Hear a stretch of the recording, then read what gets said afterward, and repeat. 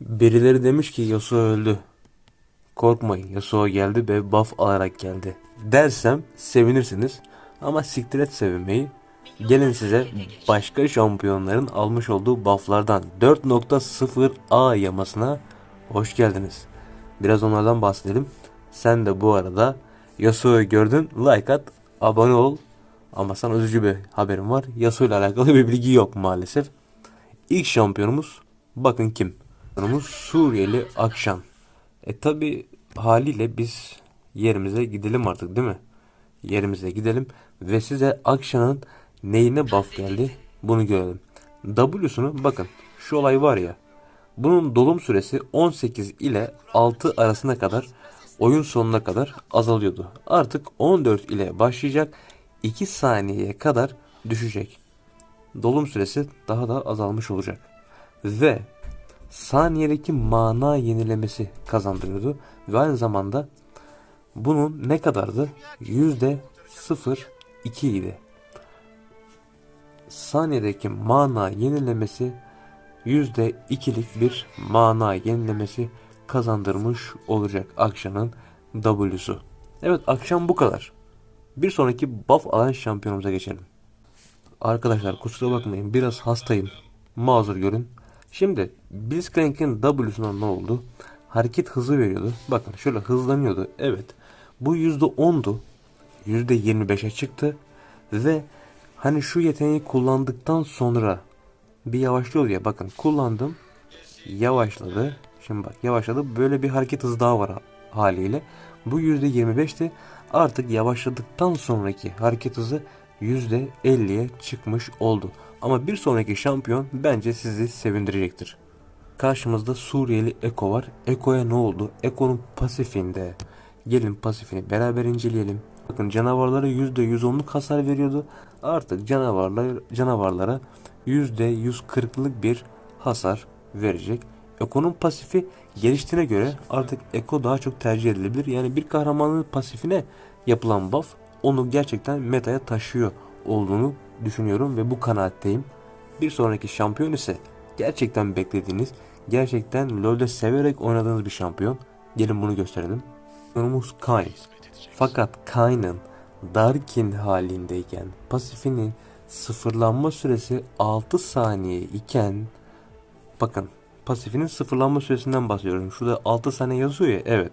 O artık 5 saniye oldu ve pasifinin ilave hasarı %14 ile başlıyordu. Artık %32 ile devam edecek ve %46'lara kadar ilerleyecek ve bu artık Kayn'ı sahalarda görmemize sebep olacak. Ve menzilli şampiyonlara hasar verdiğinde artık 3 yük kazanacak. Karşıda bir ADC mi var? Sen 3 yük kazanacaksın ve daha hızlı diğer formlara dönüşeceksin. Ultisi mi? Tabii ki ultisine ne oldu? Ultisinde de bir değişiklik var. Şimdi şöyle yapalım. Hedef kuklası koyalım buraya. Şöyle rakip hedef kuklası. Hani bu ultisine şöyle içine giriyorduk ya. Belli bir menzili vardı. O menzil artık daha da arttı. Yani buradan değil de mesela bekleme süresini sıfırlayalım. Şöyle. Mesela buradan girebiliyor muyuz? Şöyle bakın. Belli mesafeden girebiliyoruz. Artık bu daha da arttı. Daha da uzaktan belki buralardan içine girmeye çalışacağız artık şampiyonun. Daha güzel olacak. Şimdi gelelim biraz ADC koridoruna. ADC koridorunda Lucian'ın Q'su bayağı da yüksek hasar veriyordu aslında. En iyi hasar veren aslında baktığımız zaman Lucian'ın Q'su. Keşke W'suna bir buff gelse ama önceden bu Q'su 95, bakın vuracak. 95'i gördünüz. 95 ile başlayıp 230'a kadar ilerliyordu. Artık başlangıç hasarı 110 ile başlayacak. 230'da sabitlenecek. Yani late game'de Lucian'da bir değişiklik yok. Ama early game'de Lucian daha da aktif olarak karşımızda bulunacak arkadaşlar. Var geldiği günden beri gerçekten bir türlü nerf almadı. Alması gerekliydi ve nerf aldı. Buyurun nerflere geçiyoruz. Ultisindeki nerf. En tehlikeli nerf ultisiydi aslında. Şimdi ultisini açtığı zaman bu adam ölmüyordu. İyileştirmesi %30'la başlayıp 60'a kadar devam ediyordu. Artık 60'ları göremeyecek.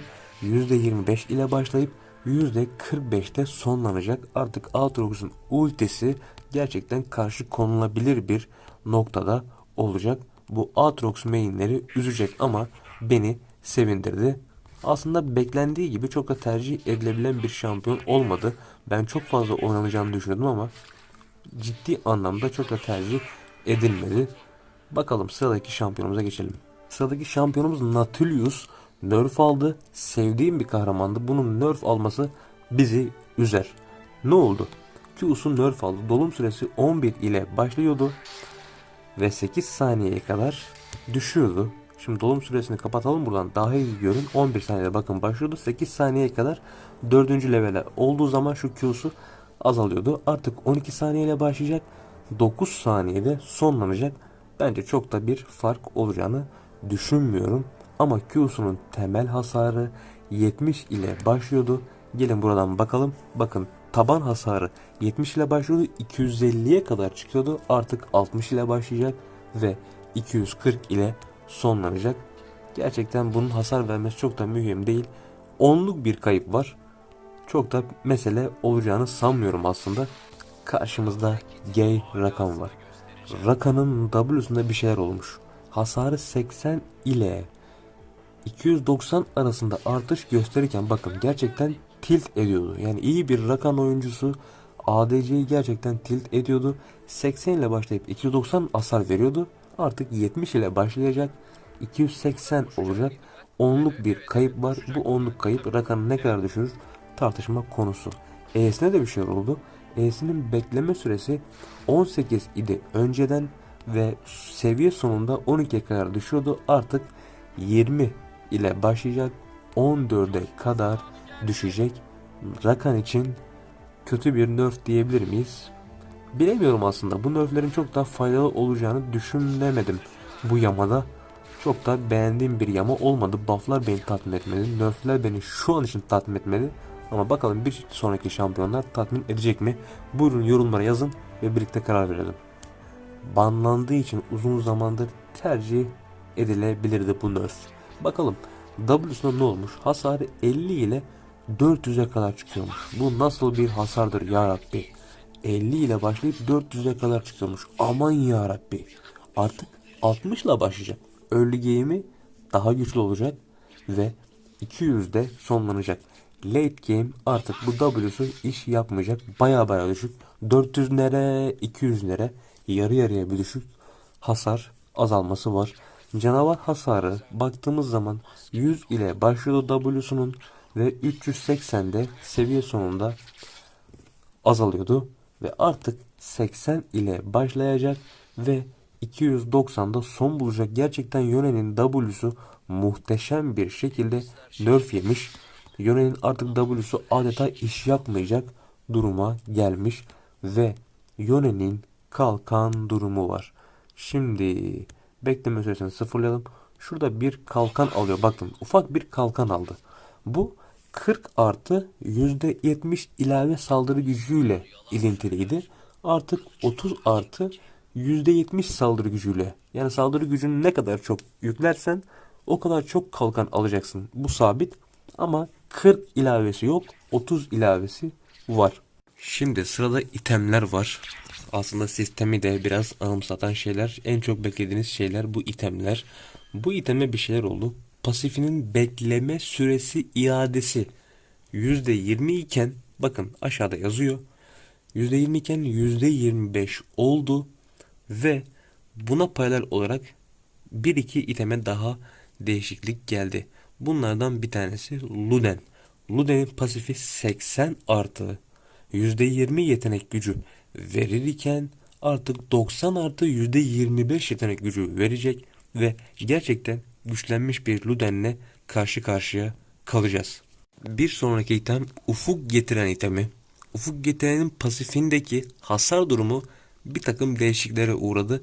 80 ile artı %20 büyü hasarı verirken önceden en altta yazıyor.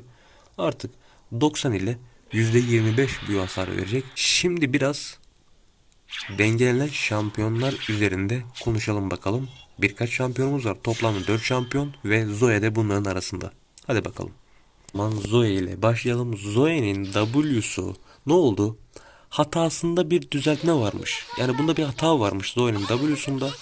Bu artık düzelmiş ve bu sayede artık isabetli efektler uygulamasını engelleyen bir sorun varmış. Bu düzeldi. Yani bu neyle alakalıydı? Yere bir item düştüğü zaman bunu alabiliyorduk. W'suyla kullanabiliyorduk. Bunda bir hata varmış. Bu düzeltilmiş. Zoe main'lere duyurulur. Çok da mühim olacağını düşünmüyorum açıkçası. Bu hatayı fark edebilen var mı?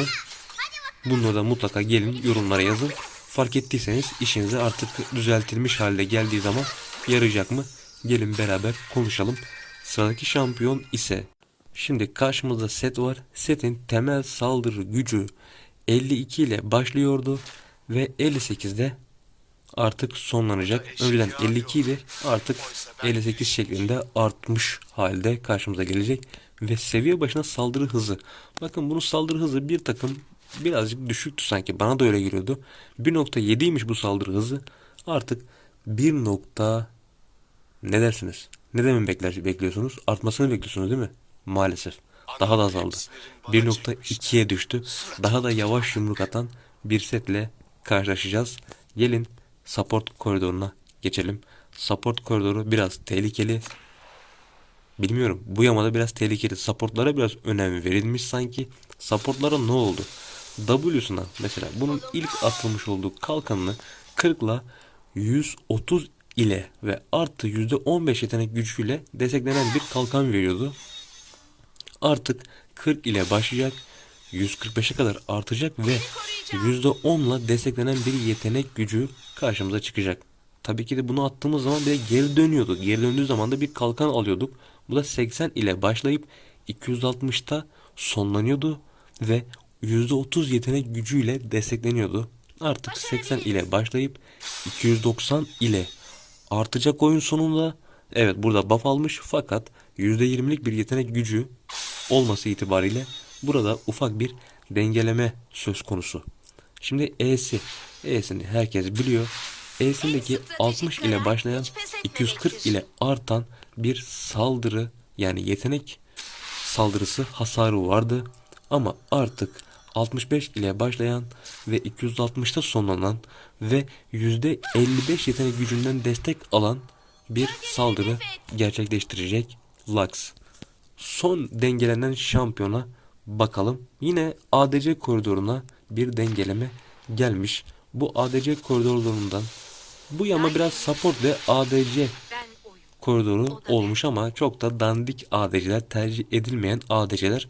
Q'sunda bir şey olmuş. Taban saldırı hızı 25 ile 40 arasında değişen Ashe artık %25 ile 55 arasında değişen hasarlar çıkartacak ve W'sunun dolum süresi 3 ile 4 saniye arasında ilerlerken artık 15 ile 6 saniye arasında 3 ile diyorum pardon 13 ile 4 saniye arasında düşerken artık 15 ile 6 saniyeye kadar düşen bir Ashe karşımızda olacak.